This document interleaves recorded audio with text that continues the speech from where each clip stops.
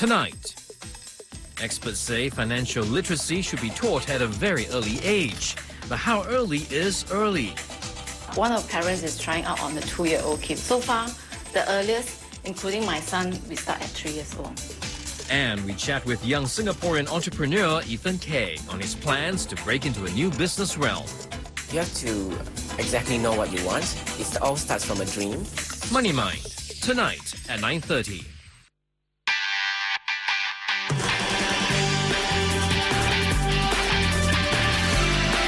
How early should you teach your kids about money matters? And what has financial literacy got to do with a child's allowance? China's stocks look poised for a comeback, and young designer Ethan Kay speaks out about connecting dreams with business aspirations.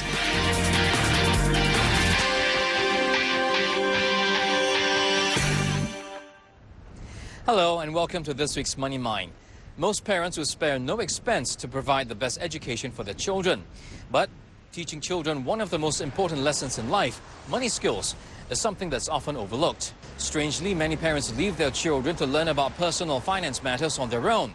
So, how do you adequately prepare your children for life's financial challenges? Money Mind's Frederick Lim has the story.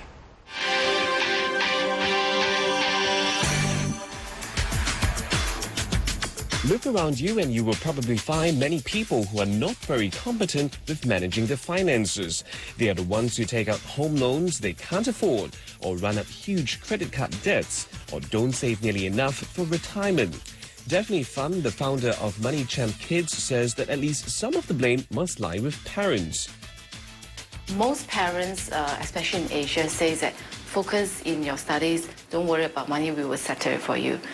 And that will likely be the case even after they come out to work, because the habits of always been supplied by parents means that they never thought that there's a limit to money. So as soon as they come out to work, they get their income, they start spending. Surveys show that even in a highly advanced country like the US, many working adults lack the basic know-how for proper financial planning. A recent study by a financial education firm found that 53% of US workers had no basic knowledge of stocks and bonds.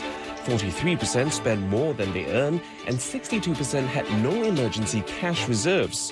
23% also do not pay their bills on time, and 86% had no idea whether they are on track to retire comfortably. In a separate survey, high school seniors also fared poorly. 5,700 students in 37 states took a financial literacy test, and on average only managed to get 53% of the questions correct. Professor Louis Mandel, who has done extensive studies on financial literacy, says that there seems to be a strong link between pocket money and financial literacy among young Americans. We ran some studies, a national study of secondary children, and we measured their financial literacy. And we also asked them what type of allowance they received when they were growing up, and or how they got pocket money. And there were 3 ways to do it. One way was an unconditional allowance, where perhaps your mother or father gave you $10 at the beginning of the week. And second way was you would get $10, but only if you fulfilled certain expectations, did certain chores. And the third way is you just asked your parent whenever you needed money.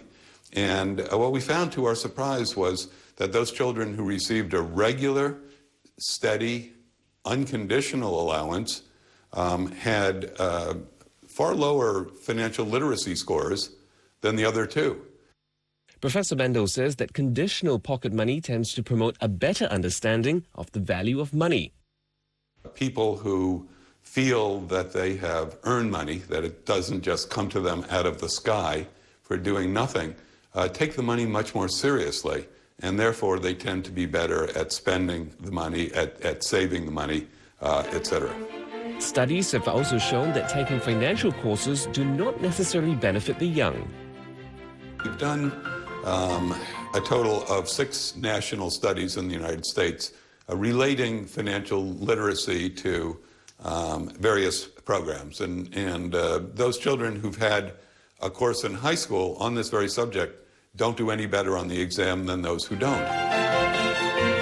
But playing finance-related games do seem to benefit them. Some secondary schools in the U.S., they play what's called the stock market game. And the stock market game, every child is given $100,000, a synthetic $100,000 to invest. And they invest it real time, and they buy stocks and bonds. And at the end of the time period, those whose portfolios have grown the greatest win prizes. And it turns out that those children who've been in such a course tend to do better, statistically better in financial literacy than those who haven't. So so the actual practice of investing, even if it's synthetic money, appears to do more good for a child's financial literacy than actually taking a course in it. About 2 years ago, Daphne developed the Money Champ coaching system. It's aimed at teaching children the basics of money management and to subconsciously inculcate in them good money habits. The system is based on a board game. I actually use games to teach because I don't believe, especially at this age group, you don't give theory, they will never listen. So we use games and then give the tips as they play the game. Through the game, kids have fun while learning to make money decisions. They're fully empowered on how they want to use their money, to spend on toys or to invest to make more money. In the process, they learn to put aside money for basic expenses, save for the future, and also learn to appreciate the concept of delayed gratification. We use the board game to simulate environment to teach them how to use the home practice kit. So they will learn how they get income and how they have to pay off expenses for the basic expenses. And then they will experience income, additional income, and we actually have real toys out there to tempt them to buy. And they will see the impact, what happens if they have money and they spend.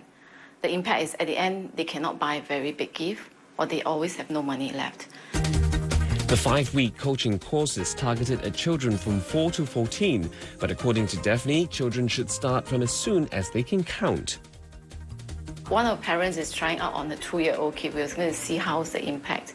So far, the earliest, including my son, we start at 3 years old. And it is, actually I see higher results. That means better results with younger kids than older kids. Because older kids has already developed the habits of depending on their parents for money. Currently, the subject of children's allowances and financial literacy courses for kids have drawn considerable interest, but there's still a lack of experimental evidence to support what actually works and what doesn't. And skeptics say that until more research is done, all the current thinking is at best speculative, at least for now.